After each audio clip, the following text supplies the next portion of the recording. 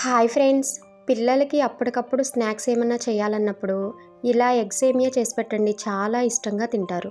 దీనికోసం స్టవ్ మీద గిన్నెను పెట్టుకుని 1 స్పూన్ ఆయిల్ వేసి 1 కప్పు సేమియా వేసుకొని వేయించుకోవాలి. స్టవ్ని లో ఫ్లేమ్లో పెట్టుకుని సేమియాని కలుపుకుంటూ దోరగా వేయించుకోవాలి. సేమియా కొంచెం రంగు మారి వేగిపోయిన తర్వాత 1 కప్పు సేమియాకి 2 కప్పుల వాటర్ వేసుకొని ఉడికించుకోవాలి. సేమియా ఉడికిందో లేదో చెక్ చేసుకుని సేమియా ఉడికిపోయిన తర్వాత స్టవ్ ఆఫ్ చేసి ఆ నీళ్ళన్నిటిని వాడ్చేసుకోవాలి. తర్వాత ఆ సేమియాలోనికి చల్లటి నీళ్లు పోసుకుని ఒక్కసారి కలిపి మరలా ఆ నీళ్ళన్నీ వాడ్చేసుకుని పక్కన పెట్టుకోవాలి.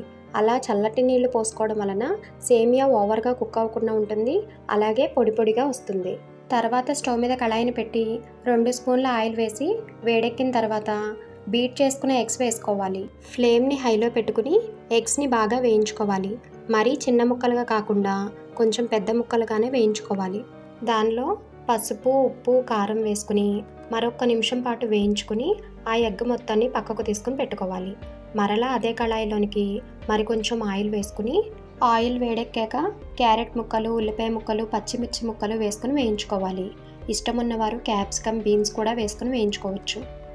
ఆ వెజిటబుల్స్ బాగా వేగిపోయిన తర్వాత వేయించుకున్న ఎగ్ను కూడా వేసుకుని 2 రెమ్మల కరివేపాకు వేసి మరొక 2 నిమిషాలు వేయించుకోవాలి. తర్వాత ఉడికించిన సేమియాను కూడా వేసుకుని ఒక్కసారి బాగా కలిపి ఫ్లేమ్ని అడ్జస్ట్ చేసుకుని స్పైసెస్ని యాడ్ చేసుకోవాలి. కొంచెం పసుపు, తగినంత ఉప్పు, తగినంత కారం, కొంచెం మిరియాల పొడి, 1/2 టీ స్పూన్ గరం మసాలా కూడా వేసుకుని వాటన్నిటిని కలుపుకుంటూ 2 నిమిషాల పాటు వేయించుకోవాలి. ఇష్టం ఉన్నవారు సన్నగా తరిగిన కొత్తిమీరను కూడా వేసుకుని దించేసుకుంటే చాలా టేస్టీగా ఉండే ఎగ్ సేమియా రెడీ అయిపోయినట్లే. చాలా క్విక్గా చేసుకోవచ్చు, టేస్టీగా ఉంటుంది. మీరు కూడా ఇలా ట్రై చేసి టేస్ట్ చేసి ఎలా వచ్చిందో కమెంట్ చేయడం మాత్రం మర్చిపోవద్దు.